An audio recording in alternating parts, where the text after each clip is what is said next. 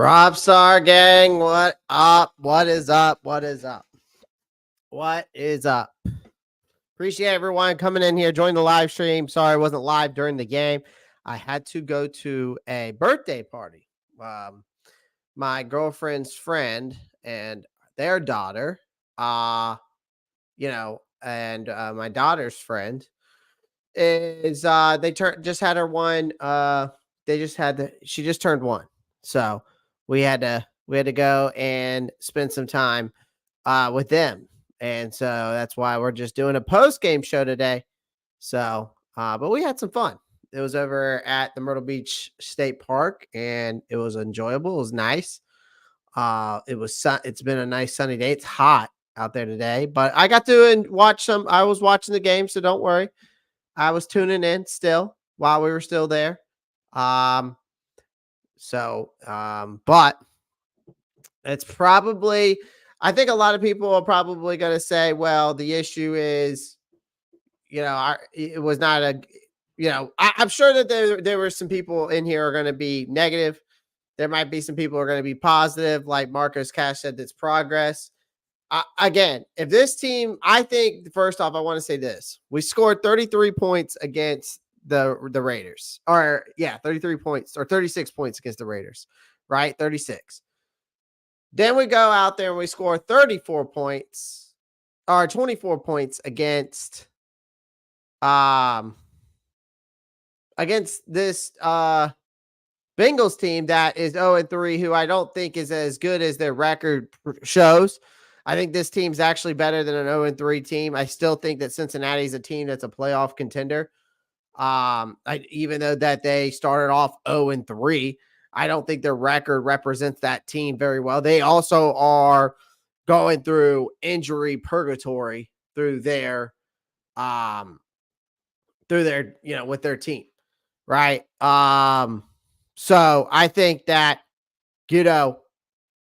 there's definitely some key takeaways from this, ladies and gentlemen. I think there's definitely some key takeaways. We're going to break it all down while we're here today.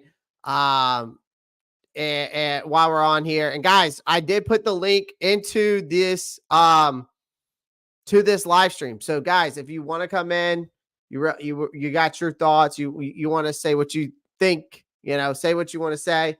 You're more than welcome to come in. And obviously, give me your thoughts. So I appreciate everyone joining the live stream. Do me a favor. As always, we got a live goal of 100 likes. So I would greatly appreciate every single one of you guys. If you could smash that like button if you're watching on YouTube. All right. We're going to break this game from front to back, man. Front to back. Where was Coker? Let me get to some of these comments in here. Shockwave, where was Coker? We got also Jewel Shaq going down. Didn't help out at the end. Anthony Brown, what's up? What's up, Anthony? We got Shockwave. Positive. Defense would be nice, Isaiah. Felipe says, drop a palooza today. Rob Walk says, what's up, Clay? Yeah, so I kind of figured there was going to be a mixture of feelings in here. And that's okay. I get it. I definitely get it. Listen, I understand why everybody feels that the way that they feel. You have every right to feel the way that you feel. You know what I mean? Like, I don't want you to take, like, I want y'all to be as blunt as possible in the chat today. Okay, be blunt. Let me know how you feel. Like, if you feel like this was an absolute shit show, say so. If you felt like it was great, it was positive, great. Do that. Okay? Please. Like, I want to hear y'all's thoughts today, because seriously, this team I thought was great. I thought that we still are, this is progress. This is a step in the right direction. There's a lot of optimism. There's a lot of concerns. But I'm going to keep it straight with you. We took another L today, right? I see Doug in the chat saying Ebro's got to go. Mingo needs cut. Adam comes in and says Mingo needs to be cut. And listen, I knew that there's going to be some people coming in here and they're going to feel a certain type of way. Again, the link is in the comment section, guys. Feel free to come in. As of right now, I'm trying to pull up some stats and everything for you guys so we can go over. That's what I'm doing right now. So give me just a second here as I do that. I'm trying to pull up ESPN. Oh Lord. I want to say this though too, man. The refs.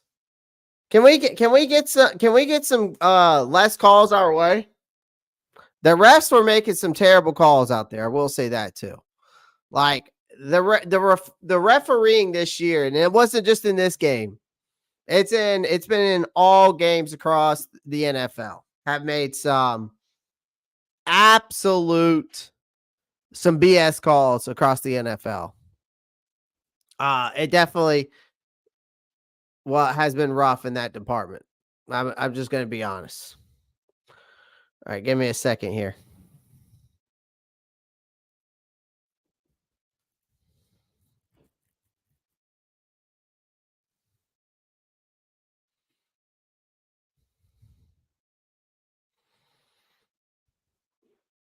Give me a second here.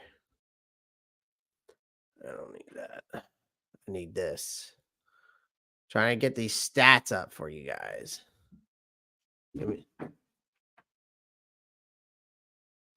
What are you doing? Come here, Scooby. Yeah. When he hits you in the face.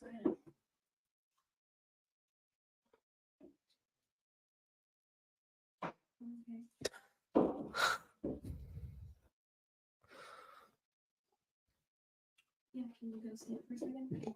She's probably not going to. I think she'll be fine. She got upset because Scooby's tail hit her. Oh. Come on, Lay. There's my man. Doug, talk to me. Clay, can you hear me? Yeah, I got you. Can you hear me? Yeah, I got you. Okay, you hooked up to the car. Yeah, you're good. Yeah, everyone got to go. Everyone got to go. I hate.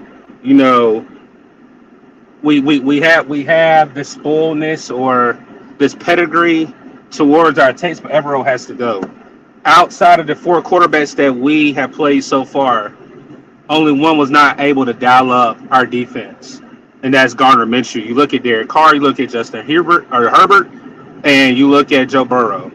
No pressure at all, 0 sacks. Until Clowney had that pressure where Xavier. Doug, you went in and out. There you go. Oh. I was saying, with the 3 quarterbacks that we played, 3 of them are respected around the league, and then you have one in Gardner Minshew that's a journeyman. And when you have a flat 0 as a set number, and if it wasn't for Clowney getting that pressure and we get that turnover, defensive front didn't do anything all game. Yeah. No, I agree with you, man. I mean, I do. I agree with you. Like, I do think that Evero definitely needs to go. We were kind of chatting about it in the background, and I was kind of giving you my my thoughts on the defense. But again, it doesn't. Here's the thing. I'm going to just say this: it does not benefit us when number one, the injury bug continues to bite us, and now and I know you said save. You told me to save you with that, but it doesn't help when both of your starting inside linebackers, Shaq and Josie Jewell, are down. So correct, but that happened before we text. So I'm going to get to it. I'm going to get to it. So Shaq. So for some of you that don't know, Shaq's dealing with a heel injury.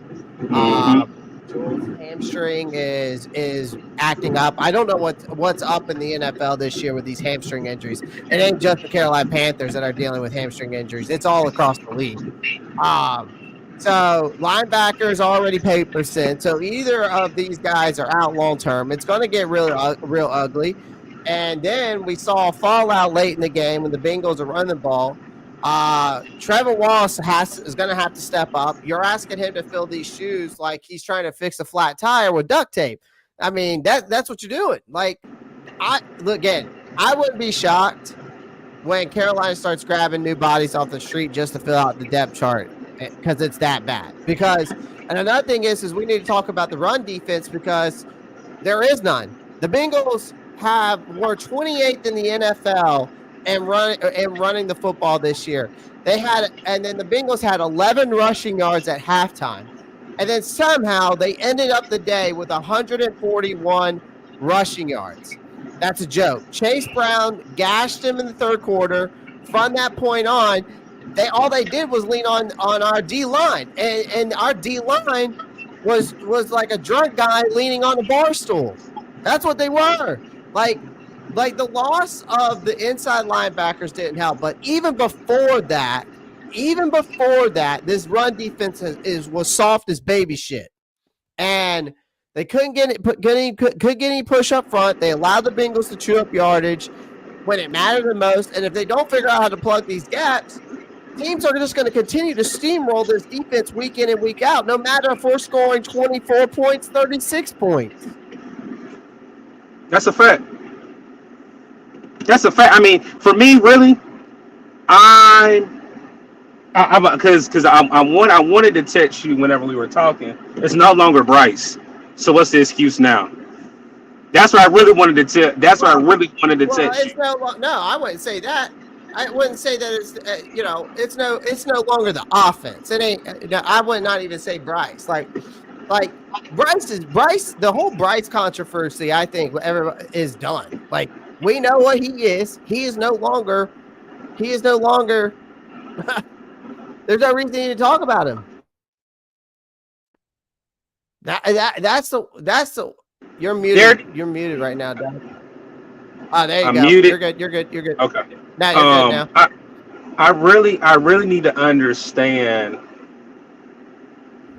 what Dave Canales saw outside of the two games we played the Buccaneers for the reason why him keeping Evero as a defensive coordinator.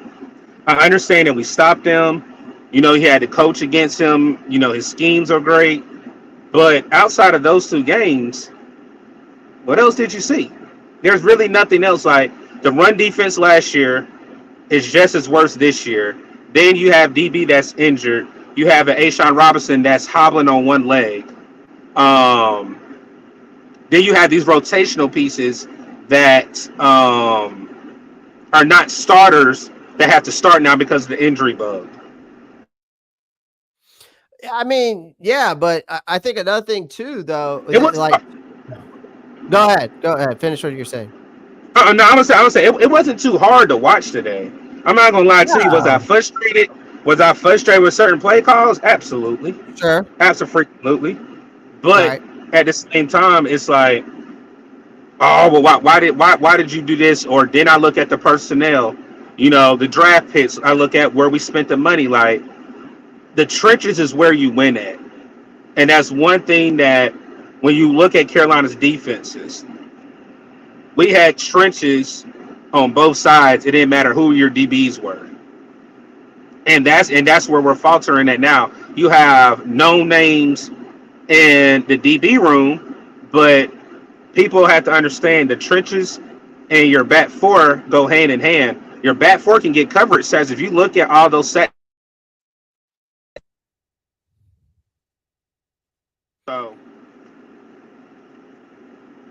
Well, I think another thing is when it comes to, I think for me though, when we talk about Evero, Evero was the play calling in this game was flat out. I thought the play calling was a little bit suspect. I think that because here's the reason why I say that: the opening drive should have been a momentum builder, but instead it turned out to be a slap in the face because you march down the field and somehow 3 uninspired run insides with Chuba Hubbard. Like, you didn't think to try to like maybe run like some kind of trick play there, some kind of RPO. or even like just a quick slant, just something like instead of just running the ball 3 damn times with Chuba Hubbard up the middle, you know, it just didn't make sense to me. Why run the same thing? Like, you know, and then you dial up a fade pass to Deontay Johnson to red zone. That didn't go. It has not worked very well. If you're going to run a fade pass, really, you should be doing that to the guy like Xavier Legette, who is a much bigger wide receiver. Well, I would say this: we see the absence of Damian Lewis. You go on that very first drive, Chandler Zavala and Austin Corbett got beat. They had no leverage. And if you look at some of the runs, Chandler Zavala just played soft, flat out soft. I mean, I you don't know really see the why that I don't difference. know why we continue to try to play this kid. I saw enough last year, and even though I know he had a great offseason, but I saw enough last year to not even want to play this kid again. Like Yeah. I would much rather why not put Brady Christensen back in there if Lewis is out? That's a coaching issue. Yep. Brady Christensen didn't allow a sack for how many snaps when he was at left guard, if at all? I don't think so. Like, why would you not? Why would you not do that?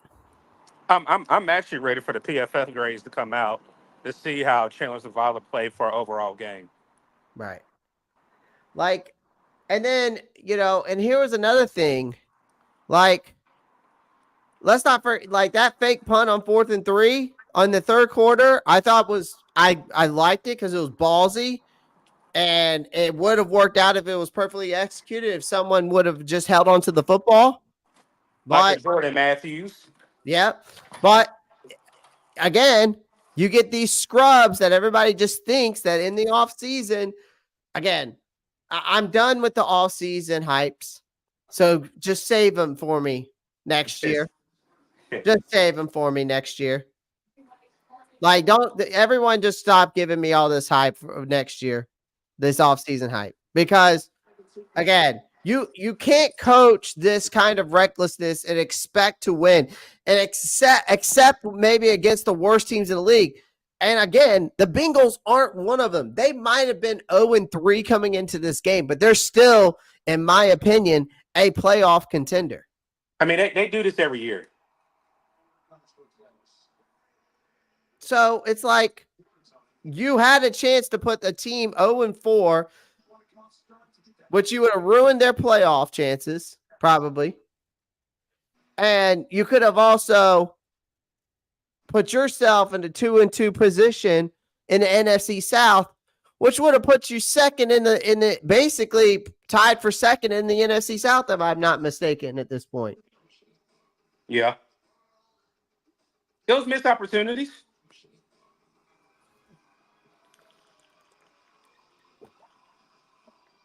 I don't think it was all doom and gloom. I don't think it was all doom and gloom.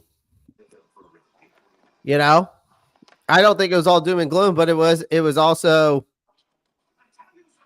not very efficient. It was just not some play callings were suspect. The defense definitely needs to be addressed. Yeah, I mean the defense definitely needs to be addressed, but I mean, again, we don't have. Here's the thing that the defense needs to be addressed, and I'll say it once and I'll say it again. We don't have the personnel to run a 3-4 defense.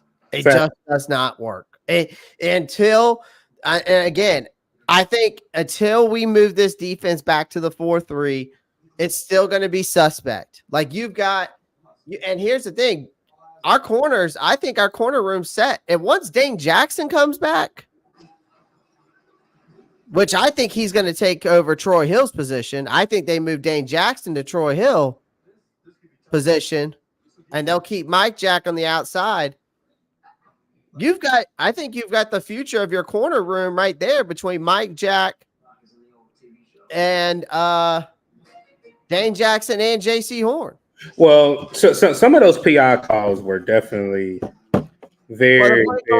Yeah, I mean, definitely some of the refs. I mean, the refs were giving some huge. Yeah, they're definitely questionable. Yeah, I mean, but then Stacy comes in here and says, "What are we talking about? All those." This is, I mean, again, That was on the last drive, though. Like, really, what other really bad drops did you have? Outside that last drive, what really bad drops? Well, I'll say Deontay Johnson did drop 2 very bad passes. But outside of that, what really bad drops did you have? mm. I mean, think about it. Yeah, I mean, yeah, he dropped a touchdown, and then he dropped one on the sideline. Well, the one of the biggest bogus calls, I will say, was when Burrow hit Andre Isovisa or Alosavisa, whatever your name is. Uh-huh. It was for a deep gain, and then a couple of pass interference calls later was that one bogus one on Horn. And then that was when Zach Moss punched it in. And that's what I'm talking about, Stacy. The Edsel had what, 2 drops, then DJ had 2, and then Mingo had that one on the last drive. That's 5 drops. Yep. Like I said, as fans of our team, other people drop the ball as well. That's what I said. We're so critical on our players. Drops happen. Yeah. I mean, we could talk about all the drops, but the thing is this, and I can name all the miscues. One of the miscues was Ike Ekwonu allowing that pressure, allowing that interception. So let's talk about that. I feel indifferent on that because if you look at that play where Hutchinson's hand was out, when you look at his hand being out or that last hand, Andy being a veteran should have stepped up. He only need to step up 1 step. He stayed stationary in that whole pocket at the same time, but did not move at all. So I really feel like, I mean, you can flip a coin and basically blame somebody on that one. Yeah. Yeah, I mean, Stacy, I mean, that's 5 drops. Yeah, that's 5. But like I don't even think the drops were as bad as like people are making it out to be. Like, you can't expect the wide receivers to go out there and make every catch. It's just not going to happen. It just doesn't. So far you counted 5 drops. Honestly, that's probably about average. Really. So if we want to talk about anything, it's the miscues. Like I said, Icky allowing that pressure for Trey Henderson to make that swap, get the pick. And guess what they did with that pick? They went all the way down to the field and scored a touchdown. Okay? All right. Stacy got me laughing, saying that's unacceptable. I mean, again, 5 drops happens, man. It happens every single game. I think. You know, another thing is another miscue for me was they again missed tackles. Let's talk about all the missed tackles instead of the drops. Let's talk about all the missed tackles. That's been something that Carolina's been playing with for years. Let's talk about the missed tackles. You want to count out the missed tackles? Xavier Woods, Charles Harris, and Troy Hill missed Jamar Chase on that 63-yard to the house. What's the D tap or DN or outside linebacker DN that we signed, number 4? Charles Harris. Literally had him in his arms, and you're supposed to be an outside linebacker DN, and you just let a guy, wide receiver, go. Yeah. Like, that's another issue. Another issue was, again, it was that bogus pass interference. Both of them. Both of them. The one on the Horn was the biggest one, though, because it gave the Bengals a chance to score 21-14 into halftime. So that was another one. Another one was when there was a 3-and-out and Dalton missed wide open Sanders. Yeah, that was on the 3rd down, right on the dump out. That was another one. But that wasn't on Miles. That was on Andy.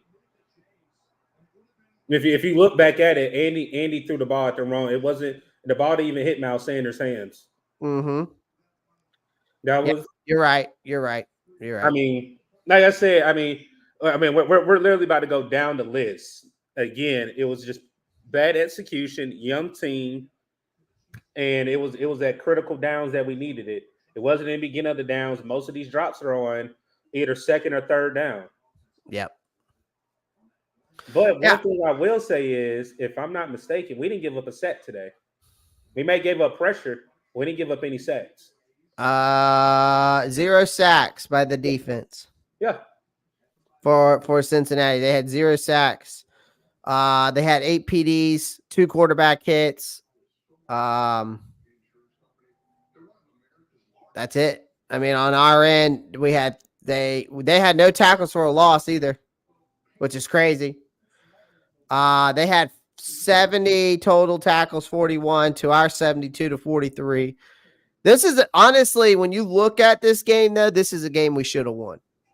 Honestly, that's the way I look at it.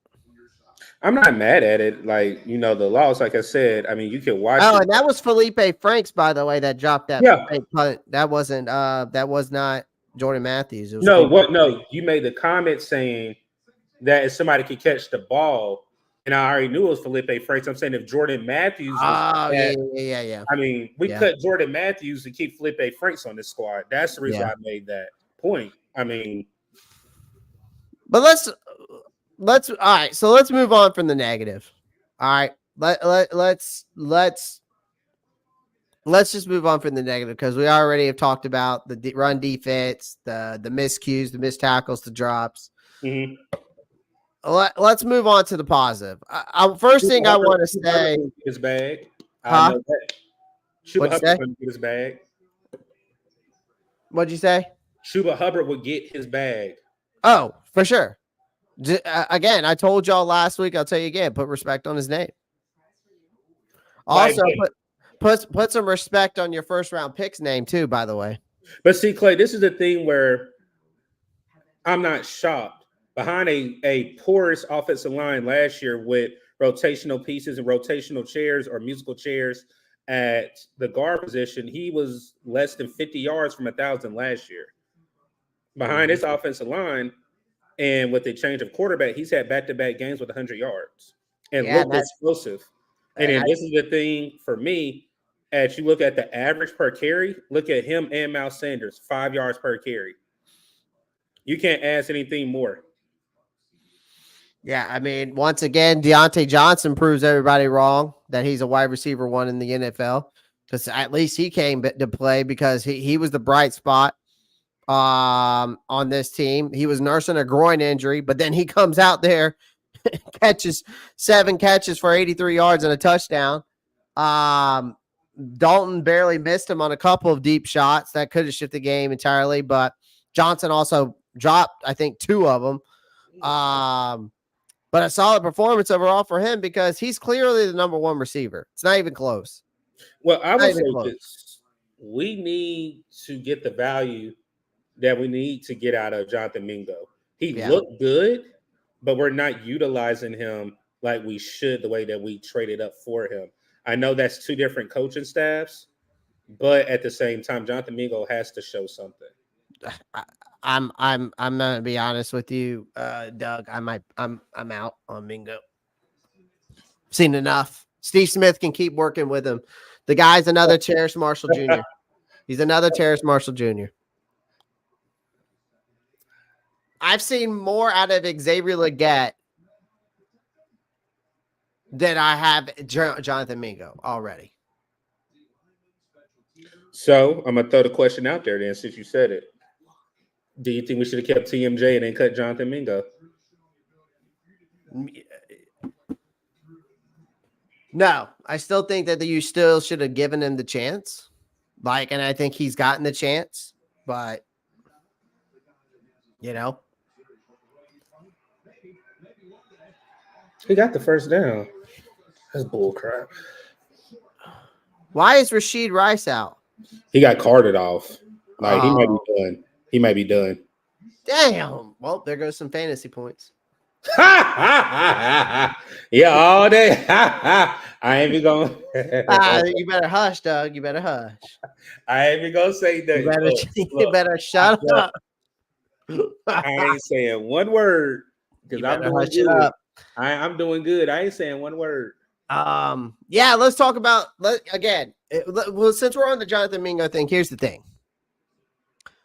This dude has now gone 19 games without scoring a single touchdown. Let's talk about that first off, because if you go back and look at him, and he had a chance to make a crucial play in that fourth quarter, but instead he dropped that pass.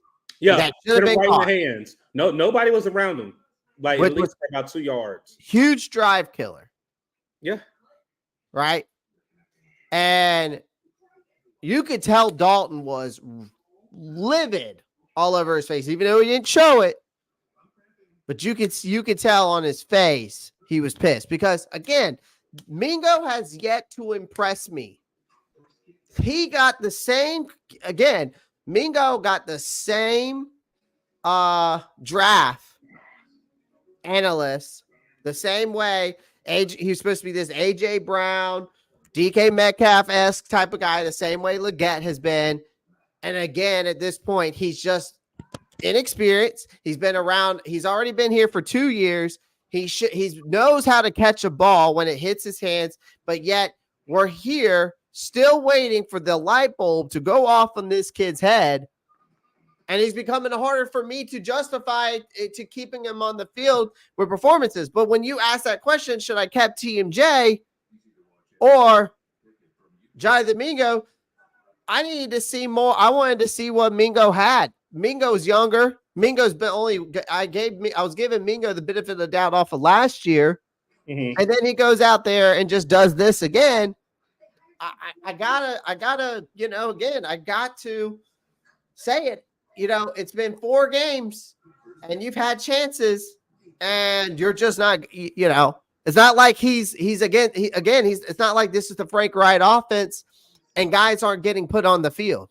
Well, I'll say this. It's already, I agree to the point that you said, he's already behind the 8 ball. Xavier Leggett already has his first touchdown before Jonathan Mingo that played a full year last year into your second year, and now you're in your 4th game. You should definitely have more NFL experience.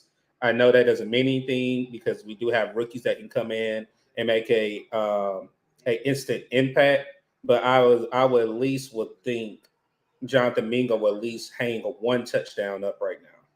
At least 1. Yeah.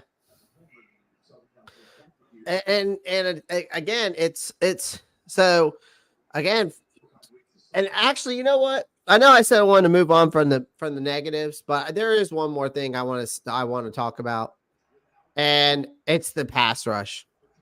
Again, this pass rush has been about effective, Doug, as I'm trying to think of a great analogy. The only one I can think of. There's not a great analogy because it's just. It's about as effective as a soggy paper towel trying to hold back a flood. That's how it is. I was thinking hard. Came out. Because Jadeveon Clowney at the moment is the only guy I continue to see who's getting pressure and pressure and pressure, but he can't get the sack every single time because there's no one else helping him. Because Charles Harris on the other side isn't getting any pressure. None of our defensive linemen are getting pressure. That's the reason why I asked the question about. I think I said something about. Is it Lietu or DJ Johnson? That's the one that I'm really confused about is DJ Johnson. Everyone was so high on him. He has not shown anything. I understand. Well, the problem is that nobody was high on him. The people that drafted him from a guy that transitioned from the tight end position to outside linebacker at Oregon, they were like, and then he had a breakout season in Oregon, and for some reason, I will not mention his name, Doug, thought he was a good idea to go and trade up for him. Well, I will say this. You're right, but you're missing another person. Evero told them to go pick him. If you go back and look at that Panthers huddle, Evero was high on him. They told him to trade up, and all the talent that is now produced or came out looking great on their representative teams. What has DJ Johnson been able to show? And we traded up for him. Right. And yes, Stacey, DJ Johnson was out there because when you look at it, Clowney came out on third down a couple of times, and they had DJ Johnson out there to start the drives off and did not show anything. And again, it's like, but here's another thing, man. It's just like I said earlier. Well, actually, I didn't say this earlier. What I was thinking earlier is that even though Canales may not be making the defensive play calls, like he might not be making the defensive play calls, Doug, he still should be going to be like talking to Evero or something and saying, I understand I told you I was going to do this, but you're right now look utterly clueless against Joe Burrow right now. Mm-hmm. Because you're not getting any pressure. And again, I know people are saying, well, there's injuries, but again, it comes down to this. Evero schemes aren't working with this personnel. We don't have a personnel set up for this 3-4 defense, number one. He didn't do anything, especially Evero. You could have just even schemed up plays to where it would have avoided the bigger plays. You know what I mean? Like you could have schemed up something with this, even with the injuries of this secondary to avoid the bigger plays. You could have schemed up something. But again, we put these guys in this 3-4 defense that it just doesn't work and time again. And it's starting to get to wear it down to where it is still continued not to work because again, I've explained what the difference between a 3-4 and a 4-3 work and how the rotations can benefit your team and how the 3-4 rotation, there's barely rotations in the 3-4. So, and you don't have a true nose tackle. If you don't got a guy in there who's like 6'6", 340 plus pounds in the nose tackle position, it's not going to benefit. It doesn't benefit anybody. You actually know nose tackle you need is Via Vea. If you're gonna do a 3-4, you need a Via Vea. Yeah. Like you need that Via Vea-esque type guy. Yeah, well, you need that body type. Like Evero apparently just had no answer for that, though. He had no answer. He had no answer in this game to answer Joe Burrow and the rest of the team. I mean, if I'm Dave Canales, it's just like I said, I know he might not be making the defensive play calls, but again, as a head coach, this is your team. And he's responsible as just as much because when you got Evero, who's utterly clueless against Burrow, because to Joe Burrow, I felt like today, he probably felt like he was playing 7-on-7 on how much time he had. Like I said, other than that pick, he didn't really have to worry about any pressure. And then when he ran around like a circus act, Joe Burrow was back there chilling the whole time. The entire time for the game. I mean, DJ Johnson had 1 tackle for a loss, 2 solos, and 6 total tackles. I mean, that's okay, but he's not getting any pressure. Mm-mm. He's not getting any pressure.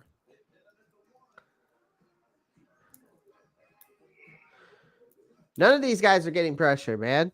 Like, I'm looking at the defensive stats, like, I mean, did Clowney get any tackles?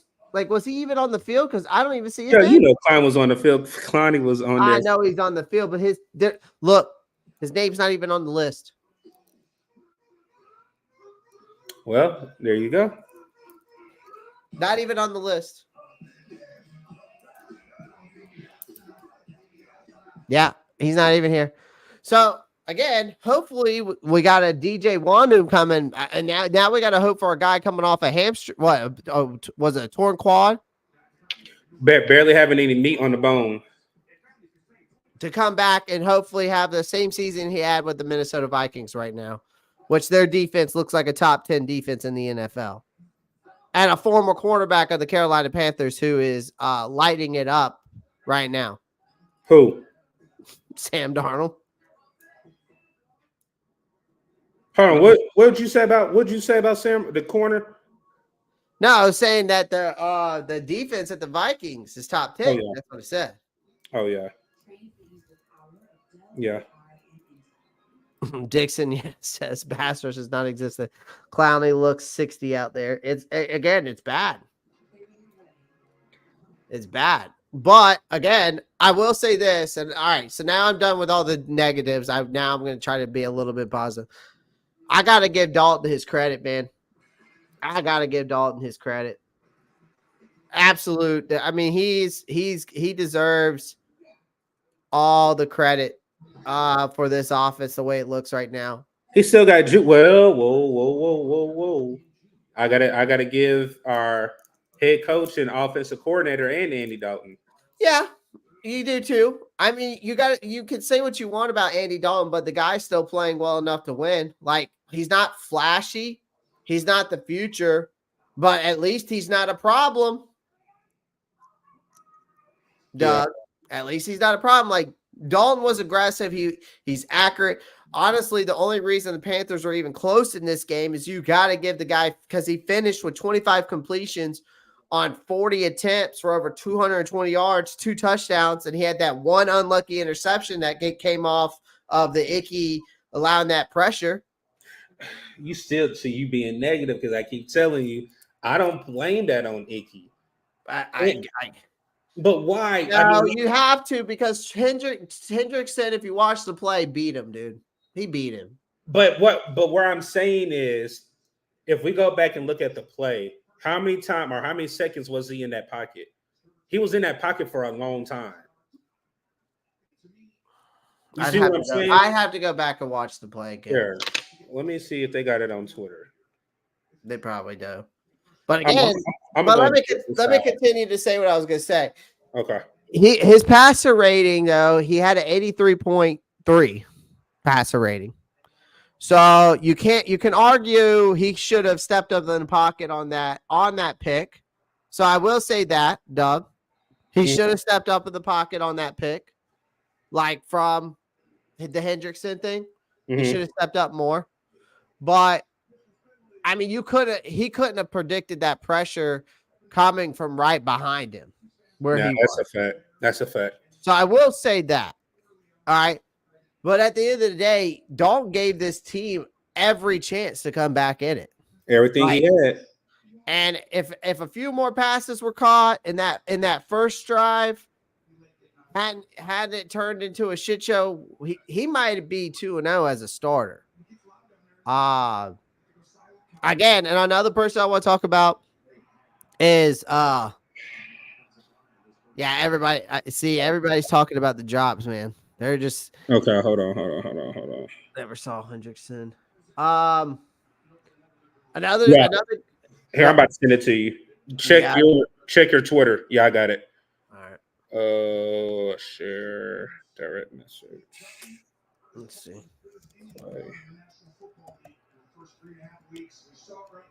Oh God, James is gonna go off on the.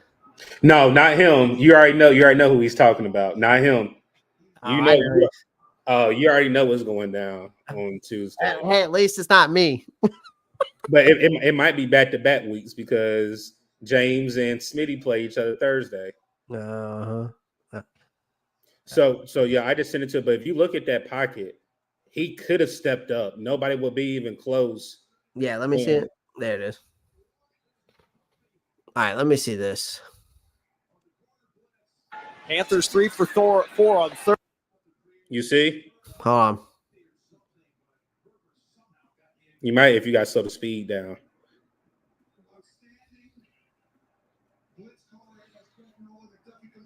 Yeah, but this is still icky. Yeah, right there that is. But then look, if you go where Miles picks up this blitzer, you can step up. You can step up. So you can step up in that throw. So again, but that's what I'm saying. Like, part of this is Dalton, but again, Icky allowed that. So it's kind of, but again, yes, he probably should have. He still should have stepped up in that pocket for sure. Yes, I will agree with that. I will agree with that. All right, I better stop sharing this before I get cooked. Well, no, because you should, because it's on Twitter. It ain't even on YouTube.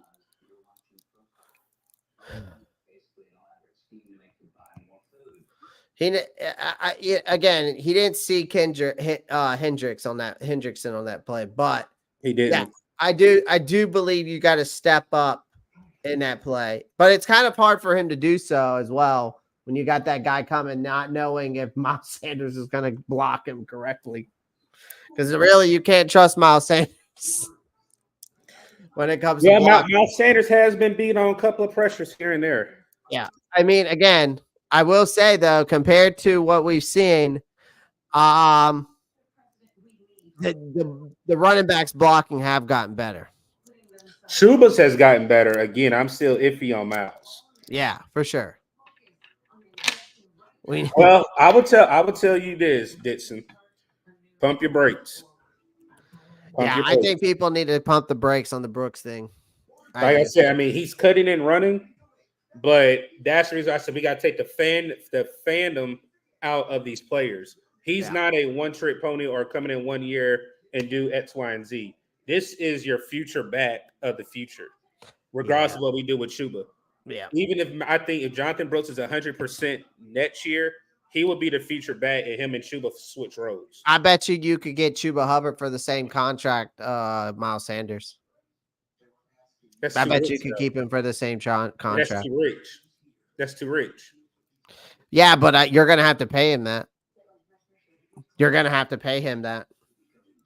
I guarantee you're going to have to pay him that. And it's not too rich because you're going to have Brooks on that rookie deal. Yeah. So it's really not too rich. But you move on. Now, again, you're going to have to move on from Sanders and eat some dead cap. Not next year. It won't be bad. That dead cap number don't scare me next year. Right. Well, that's because we're eating it all this year. Yeah. Which is smart. But again, we've got to give Chuba Hubbard, again, we were talking about it. I mean, again, everybody's even saying it in the chat. Like, he's getting his bag. And of course he is. He deserves all the props. Like, again, this guy's rattled off his second straight 100 rushing yard game. This is something all of us fans, I think even Panthers fans, haven't seen in years. I don't remember the last time I've seen a guy go back-to-back. Was it McCaffrey, I guess? Was it McCaffrey or was it Smitty? Or not Smitty. Who? That's what I say. Smitty who? No, I'm talking about Stu. Was it Stu? Bruh, he is different. It's a flag, though. Oh, my God, he is different. Who are you talking about? Is Xavier Worthy. Oh, yeah. So, was it I would say it was.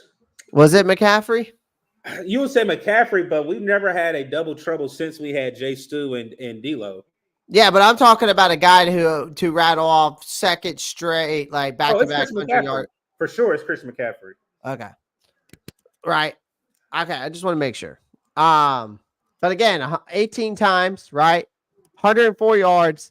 The guy is averaging 5.8 yards a carry in this game, which is insane. Right? Miles Sanders averaged 5.3 in this game, too. That's why I said they both average about 5 yards a carry. Which is huge. So they're pounding the ball. He also chipped in at 17 yards on 4 catches. So again, there ain't no reason for him to for people to, this narrative that he can't catch, it has to be over with. Let me see what you got. Oh yeah, we did have Foreman. You're right, Dixon. You are right. He's right. I did forget about Deontay Foreman. Yeah, it is Foreman, and that's the reason why I'm not too. Yeah, it's Foreman. Even you asked the question, I gotta be honest. It was Deontay. Yeah, it was. I was about to say, was it Foreman? It was, and I hate saying it because again, it was force fed. Yeah. Yeah, but again, we got to also give, even though some of the success that Chuba's having, we also got to give a shout out to that offensive line. Just finally doing its damn job when it comes to the run game, because Hubbard is proving he can take over when needed. And now, if only the rest of the team could just get on his level, we'd be fine. We'd be fine. The offense, again, here's the thing. It's funny now. For how many years now, the Carolina Panthers defense has been the bright spot. And now that we have a quarterback in the past 2 games, the offense has been the bright spot. But our defense has now been the dark spot. Yeah. You know what I mean? It's been a nightmare. So, again, you got to give credit where credit's due, man. Again, a lot of work ahead. There's at least a pulse here. So it wasn't all. I will say this: it wasn't all doom and gloom. They are showing some signs of life on this offense. They've got a legitimate weapon in Deontay Johnson. You got a weapon in Chuba Hubbard. You got a weapon in Chuba Hubbard. I think you got a weapon in Leggett as well. Yep. I think Leggett's still going to be a weapon even when Thielen comes back. You want to know something? Where was our tight ends? Outside of Felipe Franks, this scheme is supposed to be tight end heavy. Yeah, I don't think any tight end caught a pass today. I mean, look. No, I'm looking at it right now. Oh, Jadavion Sanders. Yeah, Sanders. Yeah, he had 2. That's 2 catches for like 16 yards. Where's Tommy Tremble? Tommy Tremble was part of that offense last week. Where was he at? So, again, I think that's another issue. I guess that is another issue we need to talk about is the tight end room's got to get better. Like, we've got to see, like, we're supposed to be this run heavy. Tight ends are supposed to be getting used more. Like, and I'm not seeing it. Yeah. Systematically, I'm not seeing it. Like, that's what I'm saying. Like, let's not get ahead of ourselves. This team still has major holes, especially on defense. Of course, with the injuries piling up, a run D that crumbles. They've got a long road ahead. And is there optimism? Sure. But I would call it guarded optimism. Like, this team is still very much a work in progress, but they've got to tighten some things up. Like, they're going to stay at the bottom of the barrel if they don't. Like, for now, at least there's something to build on. And that's more than what we could say in the past few years. Because, again, I still believe that this is Dalton's team. I don't think we're going to see Bryce Young again this year. I just don't. They said it. You just got to wait and see. Yep. I'll say this, Ditz, you got to remember, JT Sanders is a rookie. You can't. I mean, if he exceeds expectations, he exceeds expectations. But we got to keep it real. He's a rookie. Yeah. It's a learning curve to the league. Like, here's the thing. Like, if you're if you're here for moral victories, the Panthers have them in spades. Like, they fought hard. They kept it close. They didn't look completely incompetent. Like, again, you got some guys making plays. You got Dalton making plays. You got Johnson, who's being electric. The defense showed some teeth when they weren't falling apart. But here's the deal. This team, I still think, sucks at closing games. Like, our offense can't put together complete performance. The defense can't stop the run when it matters. Like, that's where I was talking about in those other statements there earlier. But, like, and injuries are stacking up. Like, competitive losses are better than blowouts. Sure, they're still losses at the end of the day. But we're also got to think about this. A team that I thought is a playoff contender in the Cincinnati Bengals, we did keep it close with it. Like, I mean, and that's what the matter at the end. But it also feels like a game we let go and that we could have won. We stay competitive with the team because, like, again, I'm going to tell y'all right now, that 1-3 record for the Cincinnati Bengals does not represent the team they have. Like I said, they always start out slow. So, That's the way I look at it. But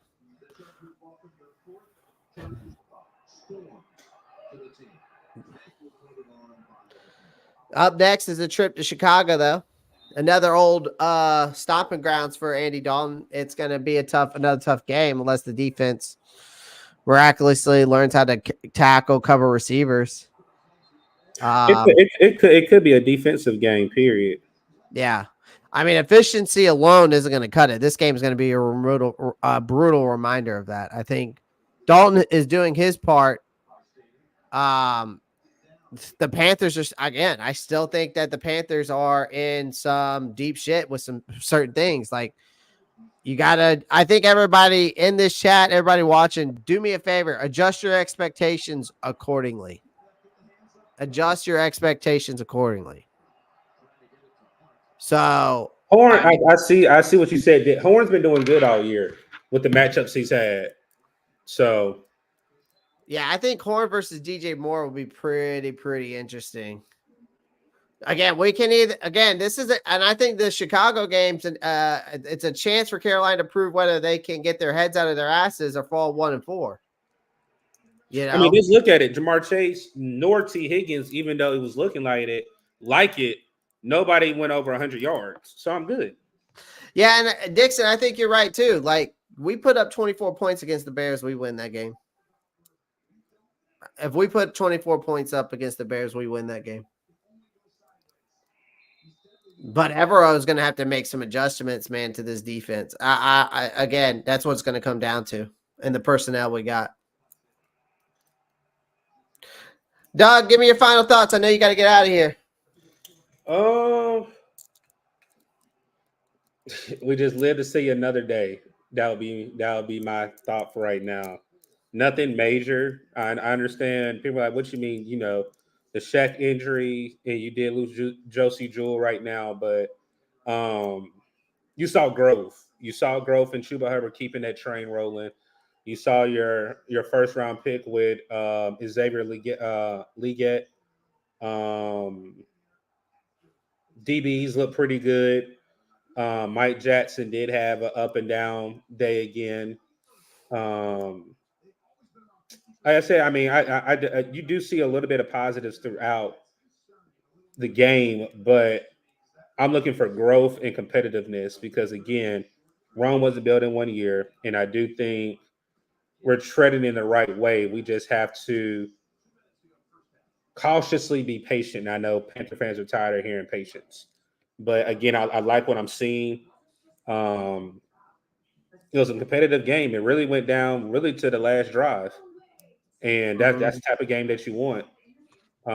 We just got to build off of it. You know, watch the tape. It wasn't a bad loss. Watch the tape, build off the tape, and get ready for Chicago. Yes, sir. All right, Doug. All right, my guy. I'll talk to you later, brother. Yes, sir. All right, peace. That was Dougie Fresh, ladies and gentlemen. Dougie Fresh. Shout out to Doug. Y'all can find him. Y'all know where to find him. What's up, Doug's his channel on YouTube. So we got to give a shout out to Doug for coming in. Say right foot creep, walking with that heater. Look around, stay low. So shout out to Doug for coming in. Shout out to Doug. Hit him with that gritty. Yeah, I mean, again, really, I'm not going to harp on too much, ladies and gentlemen. I'm not going to harp too much on this game. I think we broke it down pretty well with everything that me and Doug discussed between the negatives, the positives, the offense, the defense. Like, again, it's another game. There's still, good Lord, 13 games left in the season. Like, again, my final thoughts are, here's the thing, ladies and gentlemen. Here are my final thoughts. All right. Here are my final thoughts. Dalton is doing his job, but the Panthers are still a mess. Like, again, Dalton is giving this team a fighting chance. The rest of this squad is screwing it up, in my opinion. Like, Canales' play calling is very questionable for me in some situations.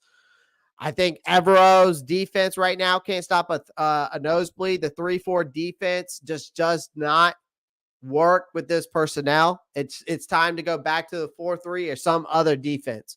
Like, it just doesn't work. You don't have a true nose tackle. You've got injuries. You're not scheming up systematically for this personnel correctly. You're not adjusting the scheme to avoid big plays against teams when you got a Jamar Chase and T. Higgins on the field. You're getting beat on the run.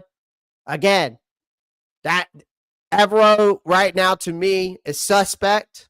That's probably the reason why he hasn't been able to get a coaching job.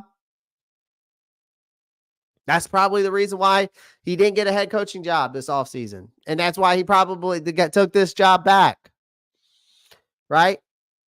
It wasn't that they had to beg him to come back. He just didn't have another opportunity to go anywhere else. It's starting to kind of make me feel that way about Evero right now. Again, another drop passes. Definitely killed a lot of chances, a lot of momentum in this game.